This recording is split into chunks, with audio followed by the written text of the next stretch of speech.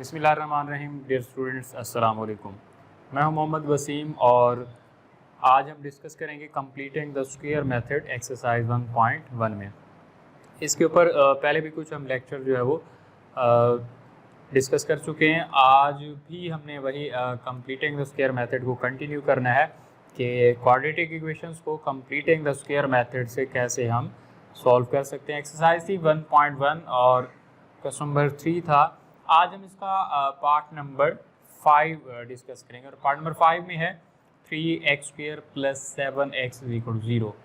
तो ये एक ऐसी क्वाड्रेटिक इक्वेशन है जिसमें कांस्टेंट टर्म नहीं है। अगर किसी क्वाड्रेटिक इक्वेशन में कांस्टेंट टर्म ना भी हो तब भी उसे आप सॉल्व कर सकते हैं क्वाड्रेटिक इक्वेशन से। हाँ, उसमें x का होना लाजमी है। x वाली जो वैल्यू है वो होनी चाहिए। कांस्टेंट टर्म इसमें से अगर ना भी हो तो इससे कोई फ़र्क नहीं पड़ता। तो अब देखें, सबसे पहला जो हमारा स्टेप होता था कि x² का जो कोफिशिएंट है वो क्या होना चाहिए, 1 होना चाहिए। तो यहाँ पे x² का जो कोफिशिएंट है यहाँ पे 3 दिया हुआ है। तो सबसे पहले हमने क्या करना है, इस पूरी इक्वेशन को 3 से डिवाइड कर लेना है ताकि x² का कोफिशिएंट 1 बन जाए। तो ये हमने 3 से क्या किया है, पूरी इक्वेशन को डिवाइड कर दिया है। तो ये 3 से 3 यहाँ से कैंसिल हो जाएगा, x² + 7/3x = 0। ये हमारे पास इक्वेशन आ जाएगी। फिर इससे नेक्स्ट जो हमारा स्टेप होना चाहिए था, take the constant term on right side, लेकिन कांस्टेंट टर्म नहीं है तो ये स्टेप हमारा स्किप हो जाएगा। फिर हम डायरेक्ट जो है वो थर्ड स्टेप पे चले जाएंगे। थर्ड स्टेप क्या था कि x का जो कोफिशिएंट होगा उसे आप 2 से डिवाइड करेंगे। अब जो यहाँ पे x का जो कोफिशिएंट है, यहाँ पे देखें x का जो कोफिशिएंट है यहाँ पे दिया हुआ है 7 है। हमने कहा था x के साथ जो मल्टीप्लाई होगी वैल्यू वो हमारा कोफिशिएंट होगा। तो कोफिशिएंट यहाँ पे 7 है, तो 7 को आपने क्या करना है, 2 से डिवाइड करना है। लेकिन 7 के नीचे ऑलरेडी 3 भी है तो 3 वैसे आ जाएगा, तो ये वैल्यू बन जाएगी 7/6। हमने कहा था x के कोफिशिएंट को 2 से डिवाइड करेंगे, फिर जो आंसर आएगा उसका स्क्वायर लेके हमने ऐड करना है ताकि हमारा फॉर्मूला कंप्लीट हो जाए। तो कोफिशिएंट 7 था, उसको हमने 2 से डिवाइड किया, 3 ऑलरेडी था पहले से, वो वैसे आएगा 3 × 2 = 6। तो 7/6 होगा, तो इसका स्क्वायर हमने क्या करना है, ऐड करना। तो वही मैंने लिखा है adding 7/6 square on both side. तो ये इस इक्वेशन की दोनों तरफ हमने 7/6 का स्क्वायर जो है वो ऐड कर लेना है। तो ये हमने ऐड किया 7/6 स्क्वायर, ये भी 7/6 स्क्वायर। लेकिन उसके बाद ऐड करने के बाद वो फॉर्मूले की हम कंप्लीट फॉर्म लिखते थे। अब यहाँ पे फर्स्ट जो x है हमारा a हो गया और ये 7/6 जो है वो हमारा क्या हो गया, b हो गया, और दरमियान में 2ab है, उसको ज़रा हम एडजस्ट करते हैं। ये देखें a² + 2ab, b की जगह क्या लिखेंगे हम, 7/6 और प्लस 7/6 स्क्वायर वैसे, और राइट साइड में मैंने इसको स्क्वायर ले लिया। 7 का स्क्वायर 49 और 6 का क्या हो गया 36। अब ये देखें बेसिकली ये जो दरमियान वाली जो वैल्यू है 2x 7/6, ये वही है 7/3 ही है। इसको हमने थोड़ा सा एक्सपेंड करके फॉर्मूला कंप्लीट किया है। अब ये देखिए वैसे ही 2 6 से कैंसिल हुआ, तो 2 को 6 से कैंसिल करें तो क्या बनेगा, 3 बनेगा। 7/3x ही रहेगा, वो पहले वाली वही सेम वैल्यू ही होगी, सिर्फ हमने फॉर्मूले की पूरी फॉर्म लिखी है। तो लेफ्ट हैंड साइड पे फॉर्मूला हो गया, किसका फॉर्मूला हो गया, x + 7/6 का स्क्वायर हो गया। ऐसे आप क्या करेंगे, क्लोज कर देंगे और राइट साइड को हमने एक्सपेंड कर दिया, 49/36 हो गया। तो ये स्क्वायर कंप्लीट हो गया और यहाँ पे हमने 49/36। अब x के ऊपर स्क्वायर है तो स्क्वायर कैंसिल करने के लिए हम क्या करते होते हैं, स्क्वायर रूट लेते हैं। तो taking square root on both side, जब स्क्वायर रूट लेंगे तो राइट साइड पे ये क्या आ जाएगा, +-। तो अब यहाँ पे देखिए पहले जितने भी हमने पार्ट सॉल्व किए हैं वहाँ पे हमारी जो राइट हैंड साइड थी वो अंडर रूट में आ जाती थी। फिर हम सिंपली लेफ्ट साइड पे जो x के साथ और फिर राइट साइड पे लेके एलसीएम लेके वहीं पे हम स्टॉप कर देते थे, वो हमारा सोल्यूशन हो जाता था। उसे आगे सॉल्व नहीं करते थे, उसे +- नहीं करते थे। अब यहाँ पे जो राइट साइड वाली जो वैल्यू है ये स्क्वायर रूट फ्री होगी। अब इसके ऊपर स्क्वायर रूट नहीं है, तो अब हैं भी ये दो वैल्यूज, एक प्लस का 7/6 है, दूसरा कौन सा है, माइनस का। तो हम यहाँ पे दोनों को अलग कर लेंगे लाइन लगा के, यानी x + 7/6 + 7/6 के भी इक्वल होगी, x + 7/6 माइनस के भी इक्वल होगी। यानी प्लस वाली वैल्यू अलग कर ली और माइनस वाली वैल्यू हमने अलग कर ली, क्योंकि अब इसे हमने सॉल्व करना है, +- भी करना है। अब हमने x फाइंड करना है तो 7/6 को इधर ले आएंगे तो इधर आगे क्या हो जाएगा, माइनस हो जाएगा। इसी तरह इस प्लस 7/6 को भी इधर ले आएंगे, इधर आके क्या हो जाएगा माइनस हो जाएगा। तो प्लस का 7/6 माइनस का ये कैंसिल हो गया, तो आंसर यहाँ पे क्या आ गया 0 आ गया। और यहाँ पे दोनों माइनस के -7/6 -7/6, तो यहाँ पे हमें क्या करना पड़ेगा, इसका एलसीएम लेना पड़ेगा। तो एलसीएम क्या आ जाएगा 6 आ जाएगा आपके पास। तो एलसीएम डिनोमिनेटर सेम है तो ऊपर -7 एज इट आ जाएगा। तो -7 और -7 कितना होता है -14/6, 2 के टेबल में आप कैंसिल करें तो -7/3।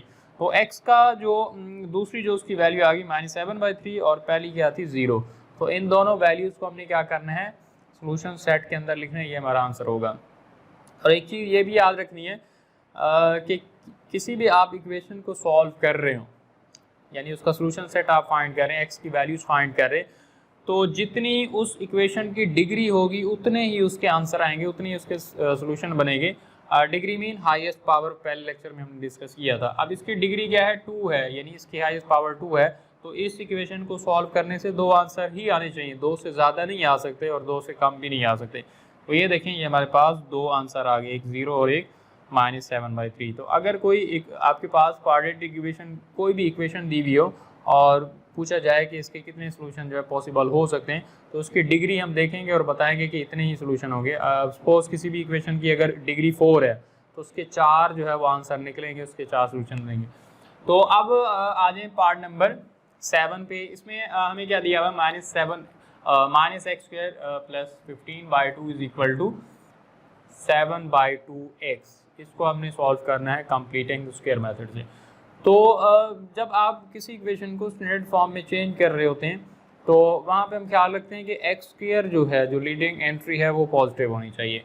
तो यहाँ पे x² क्या है नेगेटिव है। इसे मैं जब अरेंज करूँगा तो इसे पॉजिटिव बनाऊँगा, तो मैं क्या करता हूँ इस x² को उधर लेके जाता हूँ। 15/2 इसी साइड पे रहने दें क्योंकि 15/2 कांस्टेंट है, इसे वैसे ही हम दूसरे स्टेप में राइट हैंड साइड पे लेके जाते होते हैं, यानी इसको हम सेपरेट कर लेते होते हैं। तो 15/2 इसको इधर ही रहने दें।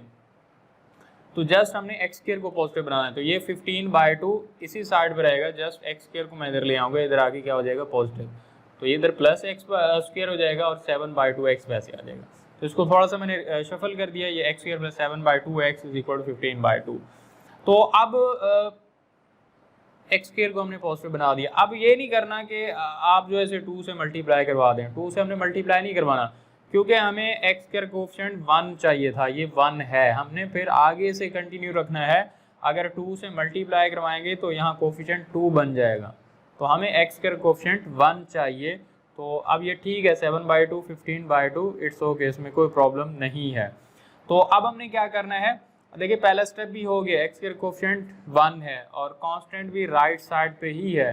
फिर हमारा थर्ड स्टेप होता था कि x का जो कोएफिशिएंट है उसे आप 2 से डिवाइड करें। अब देखिए जो कोएफिशिएंट यहाँ पे आपके पास दिया हुआ वो है 7 है, 7x। तो 7 कोएफिशिएंट है, इसे आप क्या करेंगे 2 से डिवाइड करेंगे। लेकिन 7 के नीचे एक 2 पहले से भी है, एक 2 से डिवाइड हम करते हैं, स्टेप है हमारा, और दूसरा 2 ऑलरेडी है, तो ये क्या हो जाएगा 7/4 हो जाएगा। तो 7/4 का क्या करना है हमने स्क्वायर ऐड करना है, तभी हमारा फॉर्मूला क्या हो जाएगा कंप्लीट हो जाएगा। तो ये हमने 7/4 का ये भी स्क्वायर यहाँ पे ऐड कर दिया और इधर भी हमने 7/4 का स्क्वायर जो है वो ऐड कर दिया, left and right on both side. तो अब ये इसको मैं कंप्लीट फार्मूले की फॉर्म में लिखता हूँ। अब ये जो चीज़ हम ऐड करते हैं वो बेसिकली b होता है और ये x² क्या है a है। तो ये a हो गया, ये b हो गया, इसको आप कंप्लीट करें। a² फिर क्या होता है a² फिर 2 फिर a b और फिर होता है +b²। ये a² 2a, a की जगह हम x लिखेंगे, into b, b की जगह क्या लिखेंगे जो चीज़ हमने ऐड की है 7/4 ये b है, प्लस b का स्क्वायर होता है यानी 7/4 का स्क्वायर। और राइट साइड को आप सॉल्व करेंगे 15/2 वैसे और इसका स्क्वायर लेंगे तो 49/16 आ जाएगा। तो लेफ्ट हैंड साइड को मैंने क्लोज कर दी, इसका फॉर्मूला a की जगह x था, b की जगह 7/4, तो x + 7/4 होल का स्क्वायर आ जाएगा। और राइट साइड को आप सॉल्व करेंगे, देखें एक है 2 और दूसरा है 16, तो 2 और 16 का एलसीएम लें तो 16 हमारे पास एलसीएम आ जाएगा, यानी दो वैल्यूज़ हैं, एक 2 है और एक है 16। 2 जो है वो 16 को क्या करता है डिवाइड करता है। तो ऐसी सिचुएशन हो अगर एक नंबर दूसरे को डिवाइड कर रहा है तो जो बड़ी वैल्यू होती है वो हमारा एलसीएम बन जाता है। तो 16 ये हमारे पास आ जाएगा एलसीएम। और एलसीएम आप कैसे लेते हैं, पहले इसको सॉल्व करेंगे, इस वाली फ्रैक्शन को। तो इसका जो डिनोमिनेटर है इसे आप एलसीएम से क्या करेंगे, डिवाइड, यानी 2 को आप डिवाइड करें 16 से, क्या आंसर आएगा 8। तो जो आंसर आएगा वो उसी फ्रैक्शन के नोमिनेटर यानी ऊपर वाली वैल्यू से मल्टीप्लाई करवाएंगे। तो 2 को 16 से डिवाइड करें 8 आता है, वो ऊपर 15 से मल्टीप्लाई हो जाएगा, 15 मल्टीप्लाई बाय 8।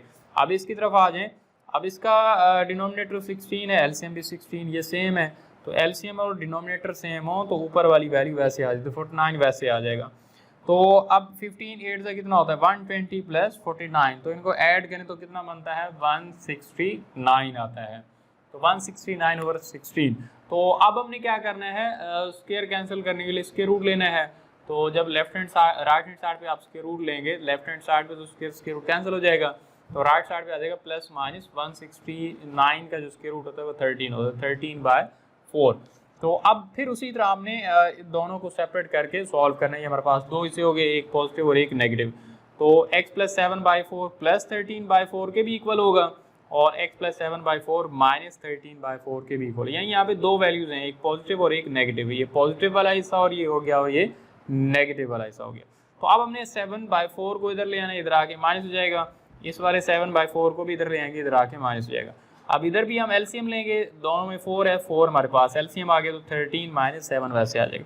तो 13 - 7 6/4 होता है। 2 के टेबल में कैंसिल करें 3/2 आ जाएगा। और इसी तरह इस तरफ आ जाएं तो इधर भी एलसीएम क्या आएगा 4 आएगा। एलसीएम भी 4 है और इन दोनों के नीचे भी 4 है। तो एलसीएम और डिनोमिनेटर सेम है तो ऊपर वाली वैल्यूज डिनोमिनेटर वैसे आ जाते हैं। तो -13 - 7 वैसे आ जाएगा, तो -20/4। फिर 2 के टेबल में आप इसे, बल्कि डायरेक्ट जो है 4 को 20 से आप डिवाइड करें तो क्या आ जाता है 5 आ जाता है।